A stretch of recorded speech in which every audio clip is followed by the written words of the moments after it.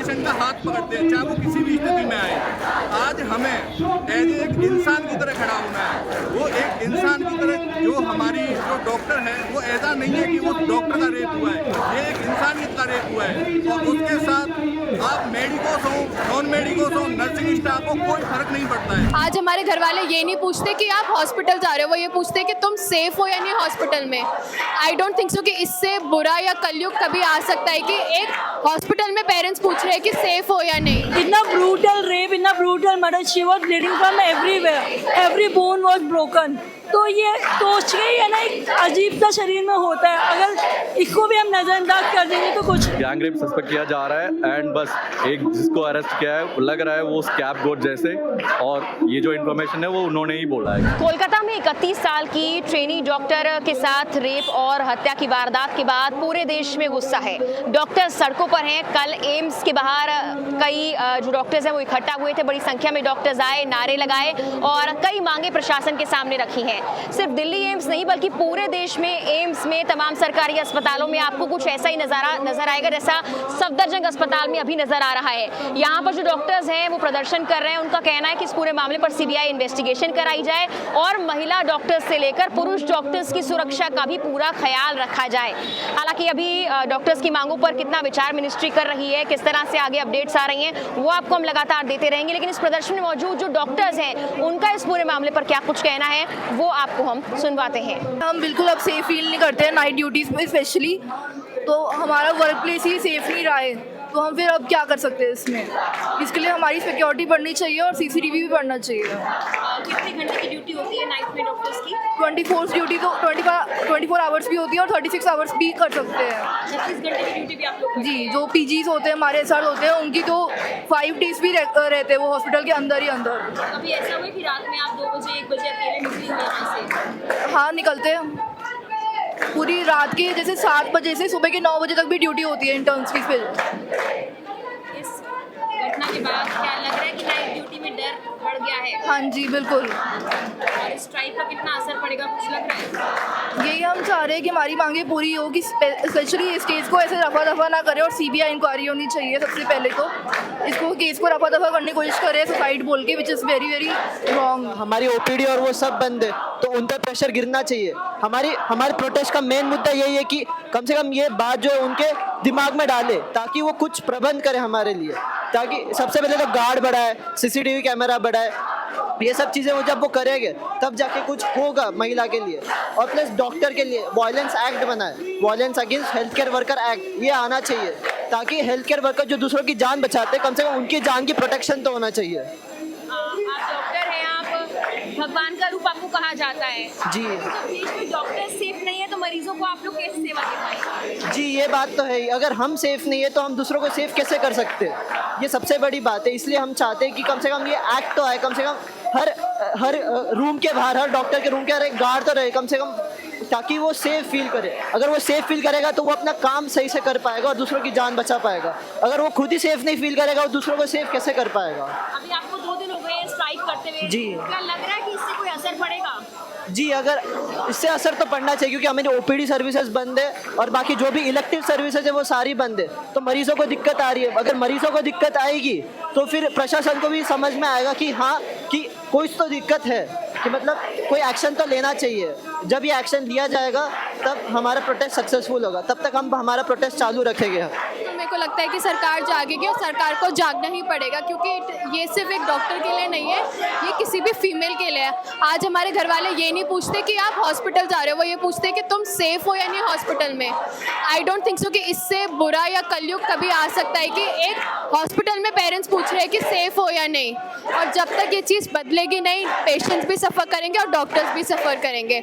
अगर कोई फीमेल अपने हॉस्पिटल में जो it is the safest place, अगर एक फीमेल हॉस्पिटल में सेफ नहीं है तो वो कहीं भी सेफ नहीं है। और जब पॉलिटिशियंस और फिल्म स्टार्स के लिए फास्ट ट्रैक होता है तो ये एक ह्यूमैनिटी सेक है, तो इसको भी फास्ट ट्रैक होना चाहिए। जब तक किसी रेपिस्ट या मर्डर की रूह नहीं कांपेगी तब तक कोई भी सेफ नहीं है। एंड ये कोलकाता वेस्ट बंगाल इसके लिए नहीं है, ये full India and it is for whole the world, क्योंकि लड़कियां तो हर जगह है। अगर कोई सेफ नहीं है तो फिर कभी भी कोई ठीक नहीं रह सकता। तो आई थिंक सरकार ज़रूर जागेगी। डॉक्टर सुशीला चौधरी। एग्जैक्टली ये सबको समझना पड़ेगा। जब तक ये समझ नहीं आएगा कि सिर्फ डॉक्टर्स का नहीं है, एक ह्यूमैनिटी का मामला है ये। मैं ये नहीं कहूँगी कि लड़कियों का मामला है, इट्स अबाउट ह्यूमैनिटी। इतना ब्रूटल रेप, इतना brutal murder, she was bleeding from everywhere, every bone was broken. तो ये सोच के ही है ना, एक अजीब सा शरीर में होता है। अगर इसको भी हम नज़रअंदाज कर देंगे तो कुछ नहीं हो सकता। और रेजिडेंट्स के लिए हॉस्पिटल उनका दूसरा घर है, दूसरा भी नहीं पहला घर है। We are away from our families, homes and everything. We spend around 36-48 hours year. अगर हम यहाँ सेफ फील नहीं करेंगे तो हम अपना बेस्ट लेकर पेशेंट को ट्रीट नहीं कर पाएंगे। तो ये समझना पड़ेगा सबको। और मैं चाहती हूँ पब्लिक भी इस चीज़ में हमारा साथ दे, क्योंकि ये आज हमारे साथ हुआ है, कल को उनकी बेटियों के साथ भी हो सकता है। एग्जैक्टली निर्भय सर, पूरा देश जागा था, तो हमारे लिए क्यों नहीं? हम भी तो देश की बेटियां ही हैं। ये ट्रेनी डॉक्टर तो बहुत बाद में आता है, ये एक बेटी के साथ हुआ है, ये किसी के साथ भी हो सकता है, ये हमारी जो बहन है उनके साथ भी हो सकता है।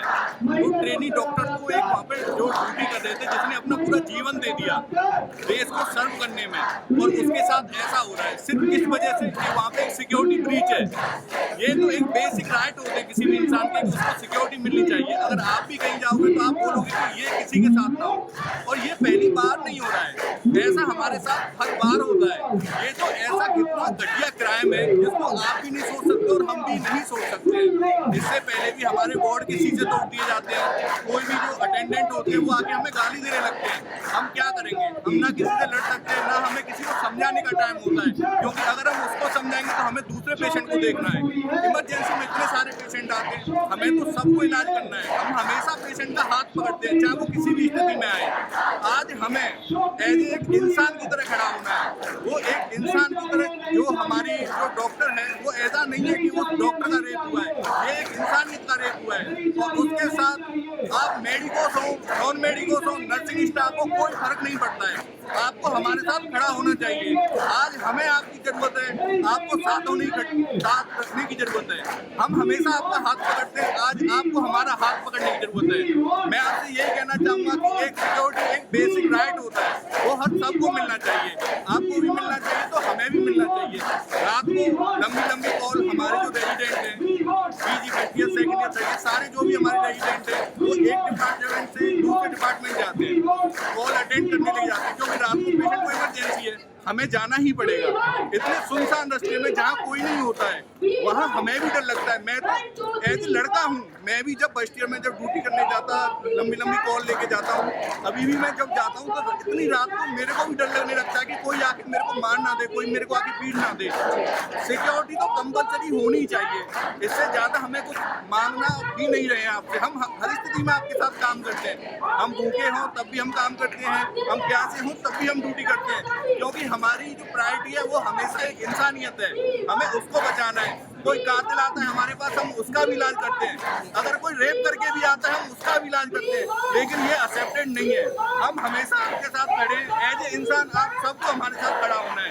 हम इतने कम लोग हैं, इतनी यूनिटी हम नहीं दिखा पाएंगे जब तक आप हमारे साथ नहीं होंगे। आप हमारे साथ खड़े हों, जो भी नॉन मेडिकल बोलते हैं उनसे प्रिस्क्रिप्शन लेते हैं, फ़ोन करते हैं कि डॉक्टर साहब ऐसे हुआ है, आप हमें बता दो। हम हमेशा रात को इमरजेंसी में जग के उनको बताते हैं। हम 1 रुपया भी किसी से चार्ज नहीं करते, जो भी हमारे जानने वाले, लेकिन आज हमें उनकी जरूरत है।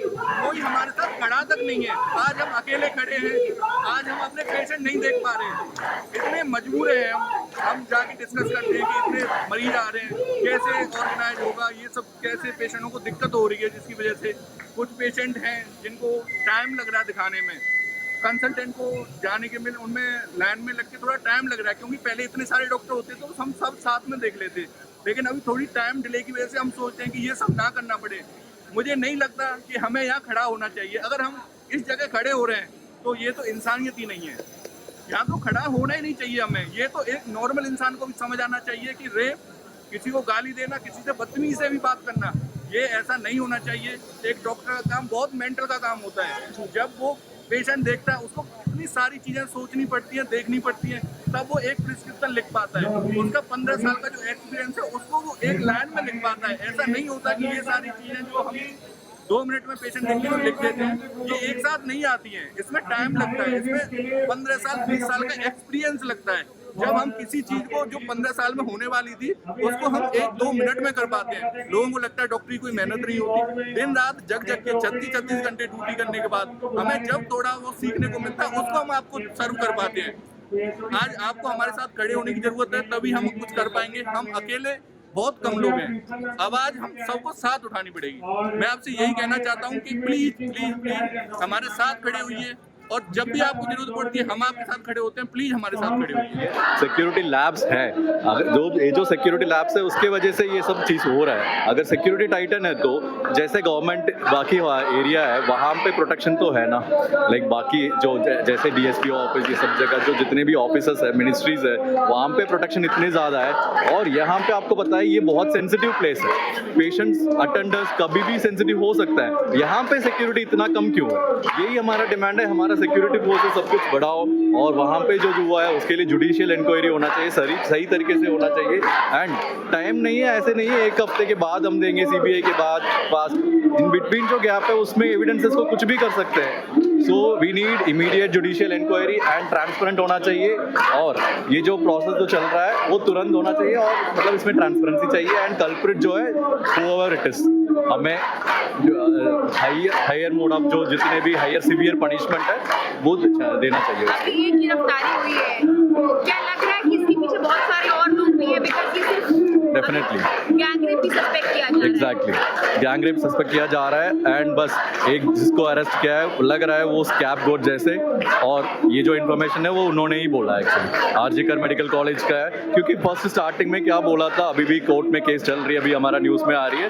First they said it's suicide, and उसके बाद पोस्टमार्टम हुआ है। पोस्टमार्टम रिपोर्ट में जो इंक्वेस्ट रिपोर्ट है उसमें आपने देखा होगा हर जगह पे इंजुरीज है, आइस में, नोसेस में, पूरा बॉडी हर जगह इंजुरीज है एक्चुअली। सो उसके बाद उन्होंने डिक्लेयर किया है हाँ एक मर्डर है, रेप एंड मर्डर। उसके बाद इस एक बंदे को पकड़ा है क्योंकि स्ट्राइक हो रही थी करके, लेकिन ये नहीं होना चाहिए। हमें ट्रांसपेरेंट वे में सब कुछ पता होना चाहिए, एंड उसको हायर फॉर्म ऑफ जो सीवियर पनिशमेंट है, कैपिटल पनिशमेंट है, वो जरूर चाहिए।